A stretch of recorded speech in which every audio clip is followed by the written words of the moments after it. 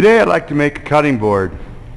And the size of the cutting board is determined in class.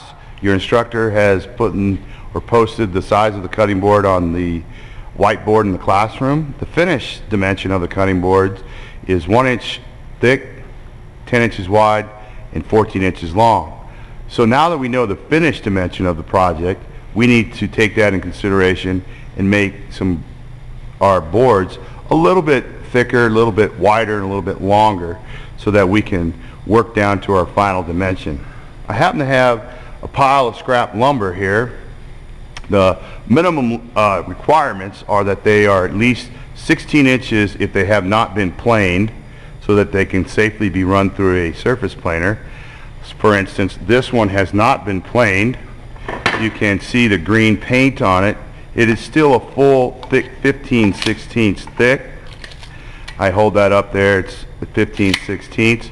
So it has to be 16 inches long or it's not viable. So this one I certainly should not use. I look here and I see a piece of cherry. Has one bad edge, one edge that seems fairly usable. The only requirement is that it's at least 1 1/8 inches, which it is, and then it's 14.5 because this board obviously has been surface planed. This board is 13/16, roughly 2 3/4 inches wide, and 18 1/8 long. So I'm going to use this piece of cherry. So I'm going to put it to the side. I need a couple more boards. I look at this. This is cherry. This is also 17 inches long. It is unsurfaced. I look down, it's plain, and I know that this board is not flat. You can see that it has a twist in it. So I'm going to need to surface joint this face before running it through a planer. So I'll leave that there. Here's some oak. It's very thin, so it does not need to be surface planed. It needs to be at least 14.5, and this one is 15. So that'll give me a few boards. So I'll bring that over here. I'll look here. And there's a lot of cherry in here. Oh, this board looks like it needs to be used. It wants to be a cutting board. It's 15.5. It has already been surface planed. It has a split right here, but the requirement is that it's at least 1 1/8 inches, which this board is. It's a little bit wider than 1 1/8 inches to that split, so this is a good board to keep in mind. Now, I'm going to try and get these boards out of here without creating a collision on my feet. This board is certainly good. This is cherry.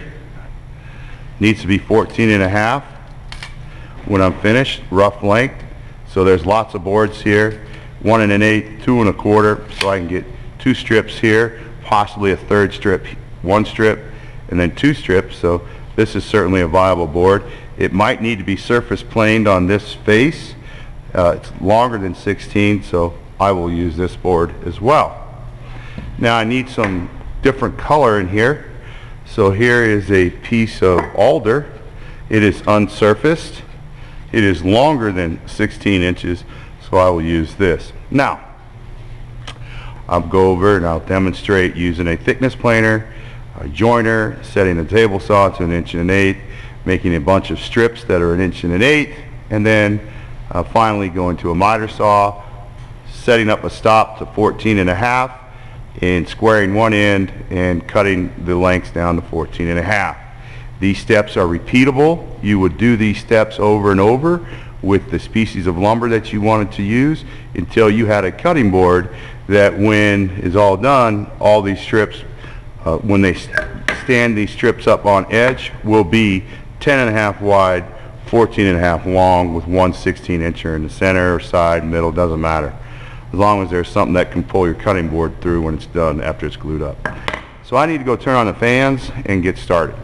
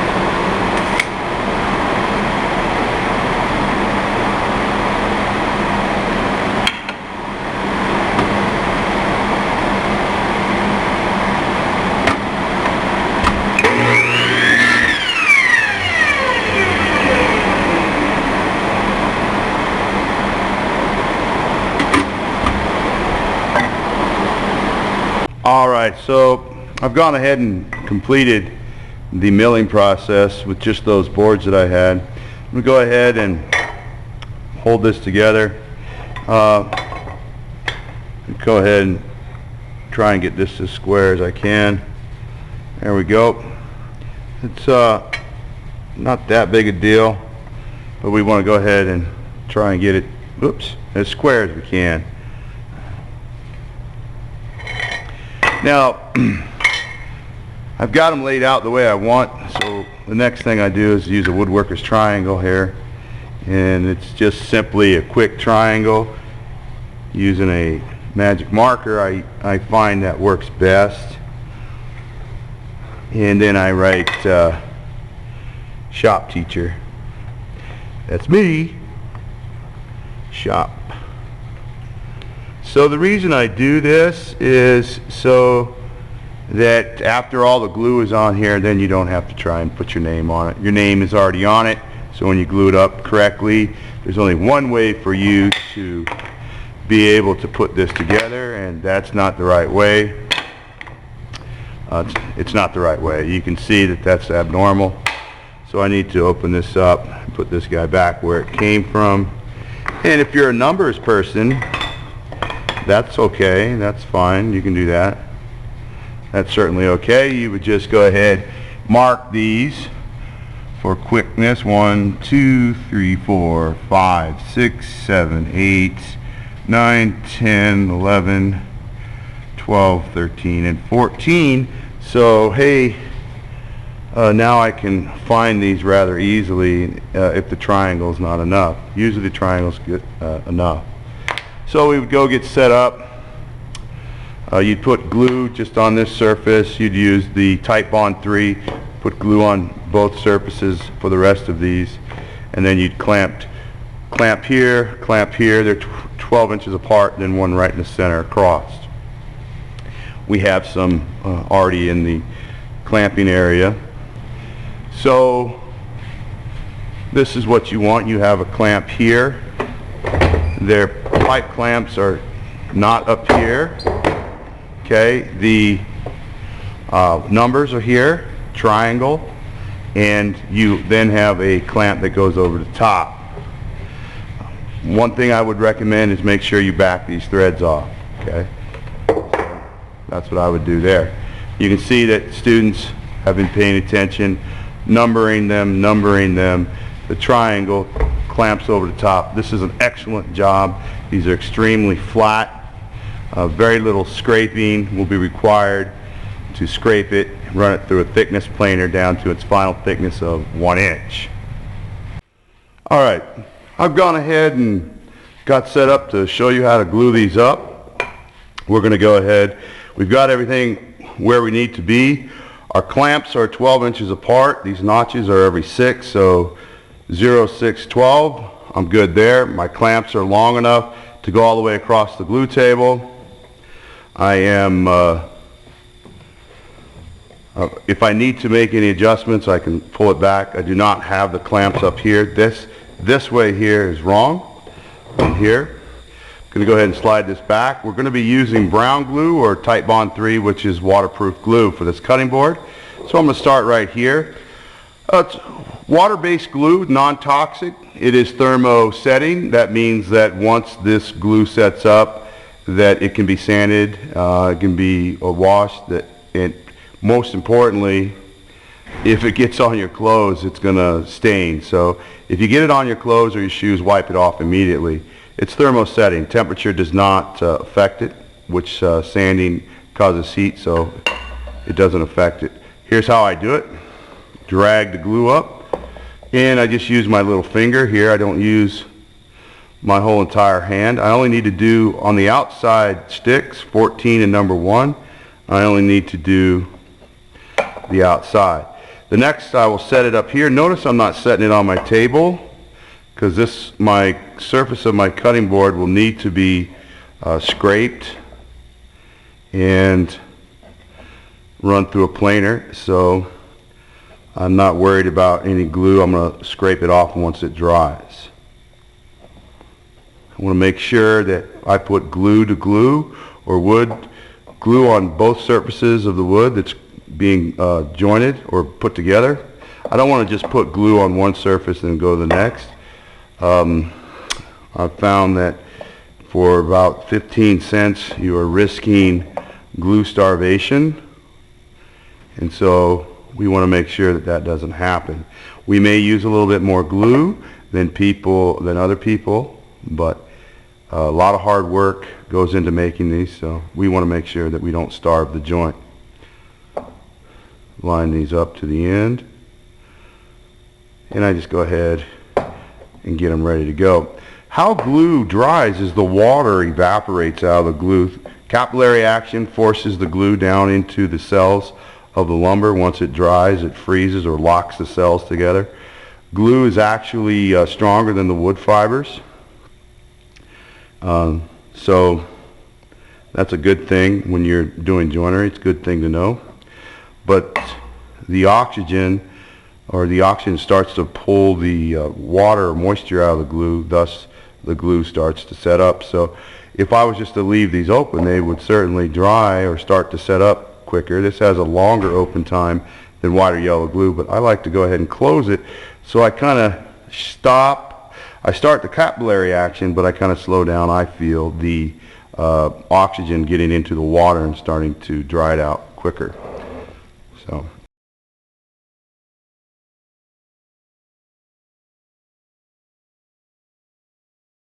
All right, so got it all glued up. I'm ready to clamp it up, so I need to slide this forward. I did remember not to put glue on the two outside strips, which is always a good thing.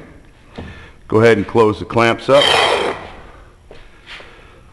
I'm going to straighten these out best I can. Use a straight edge if they're available. Okay, great.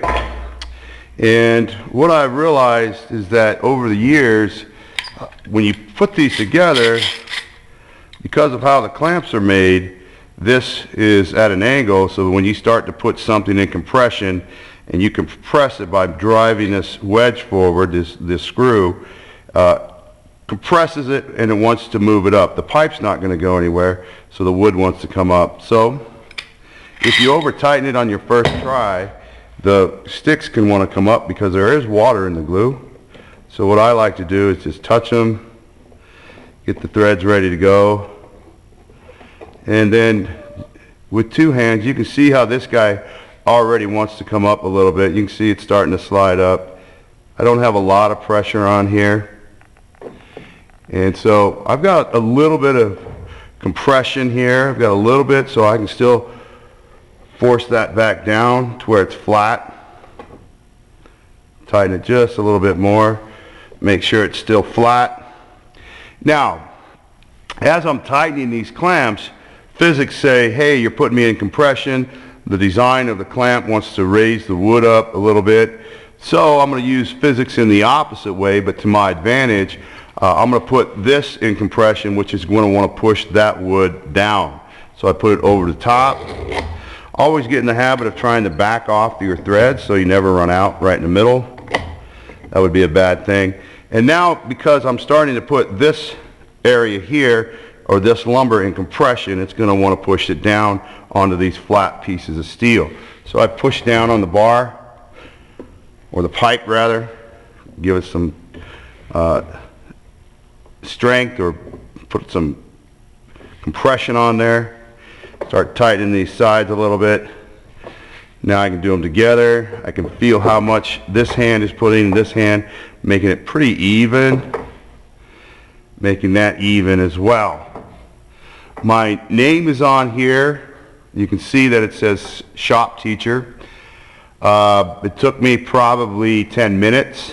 You must have 20 minutes or more in the class period before you can clean or start gluing up any project, especially the cutting board, because it's not the teacher's responsibility to write you a pass.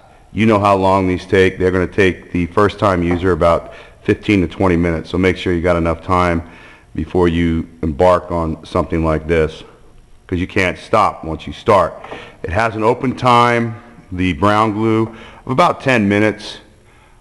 Then after that, it starts getting a little sticky where it's hard to manipulate it.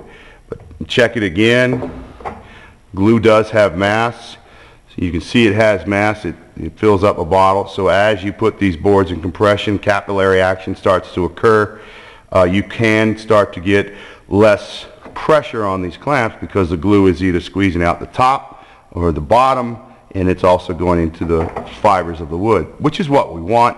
You just want to come back after you clean your hands up, put it in the glue material away, check it. You don't want to leave your project on here unless you ask permission from the instructor. If you're the last class of the day, you want to go ahead and put your project out of the way so somebody else can use the glue table. We're looking down the edge. It's pretty straight, pretty flat, good glue adhesion on the bottom.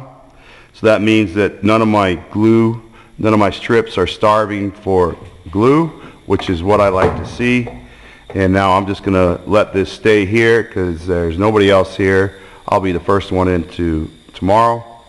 And there you have it.